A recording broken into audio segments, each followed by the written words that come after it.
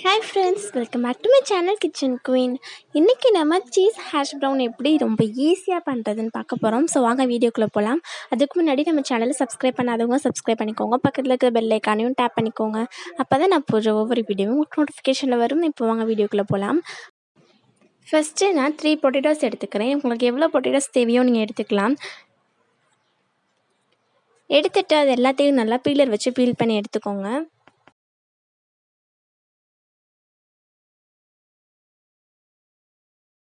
Feel பண்ணதுக்கப்புறம் எல்லா பொட்டேட்டோஸையும் ஸ்லைஸாக cut பண்ணி எடுத்துக்கலாம். ரொம்ப லைட்டாக கட் பண்ணாமல் தின்னாகவே கட் பண்ணி எடுத்துக்கலாம். இப்போது எல்லா பொட்டேட்டோஸையும் நம்ம பொடி பொடியாக கட் பண்ணி எடுத்துக்கலாம்.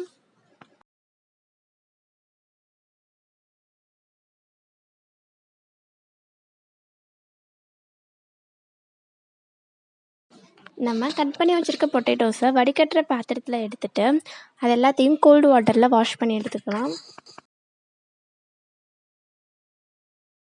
நல்லா வாஷ் பண்ணி எடுத்துக்கோங்க.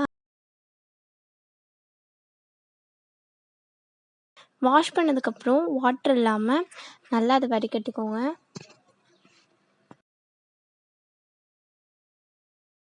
இப்போது அதை பிளேட்டுக்கு மாற்றி கொஞ்சம் ட்ரையாக விடலாம்.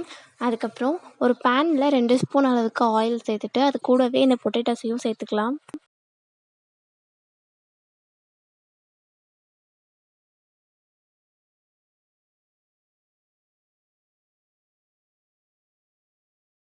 தேவையான அளவு உப்பு சேர்த்துட்டு அதை நல்லா கிளறி விட்டுட்டே இருக்கலாம். நல்லா வேகிற அளவுக்கு அதை கிளறி விட்டுட்டே இருங்க.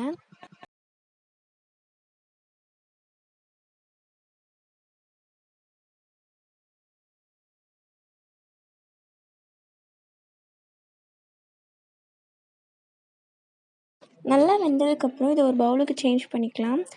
இப்போ 3 ஸ்பூன் அளவுக்கு கார்ன்ஃப்ளவர் சேர்த்து இது எல்லாத்தையும் நல்லா மிக்ஸ் பண்ணி விட்டுக்கோங்க.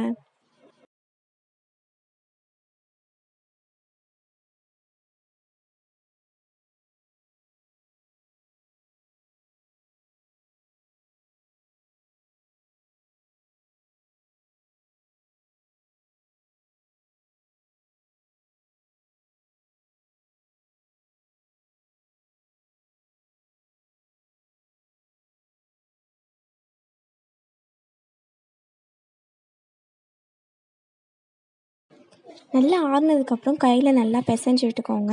நீங்கள் முதலே நல்லா வேக வச்சிடணும். அப்படி வேக வைக்கலை அப்படின்னா மிக்சியில் லைட்டாக அரைச்சி எடுத்துக்கோங்க. அரைச்சி எடுத்துகிட்டு ஆயில் ஷீட் மேலே இதை வச்சு அதுக்கு மேலே ஒரு பாலித்தீன் பேப்பரை வச்சுட்டு அதுக்கப்புறம் சப்பாத்தி கட்டை வச்சு நல்லா தேய்ச்சி எடுத்துக்கோங்க. தின்னாகவே தேய்ச்சி எடுத்துகிட்டு அதுக்கப்புறம் 4 பக்கமும் இந்த மாதிரி ஷேப்பாக கட் பண்ணி எடுத்துக்கோங்க.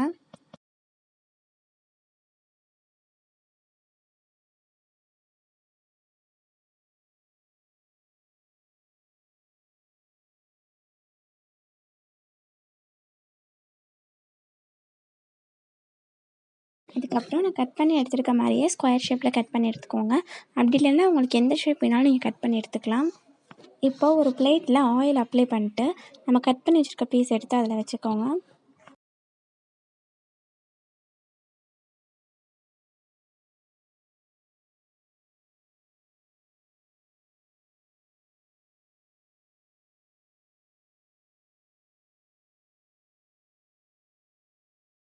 இப்போது அதே ஆயில் ஷீட் மேலேயே நம்ம ஒரு பீஸ் மட்டும் எடுத்து வச்சுட்டு அதுக்குள்ளே வைக்க தேவையான அளவு மட்டும் சீஸ் கட் பண்ணி எடுத்து அதுக்குள்ளே வச்சுக்கலாம்.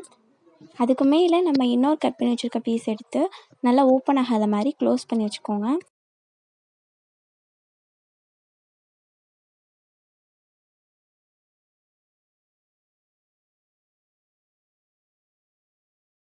இதுக்கு மேலே பாலித்தீன் பேப்பர் வச்சு சப்பாத்தி கட்டையால் லைட்டாக தேய்ச்சி விட்டுக்கோங்க.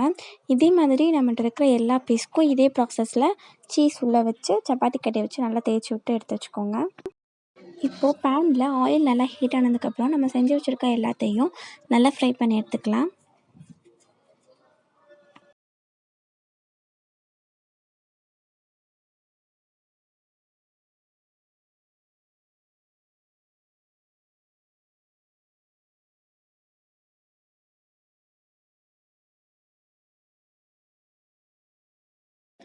அவ்வளோதான், நம்ம டிஷ் இப்போ ரெடி ஆகிடுச்சு. உங்களுக்கு சீஸ் பிடிக்காது அப்படின்னா நீங்கள் சீஸ் சேர்க்காமலே இது செய்யலாம்.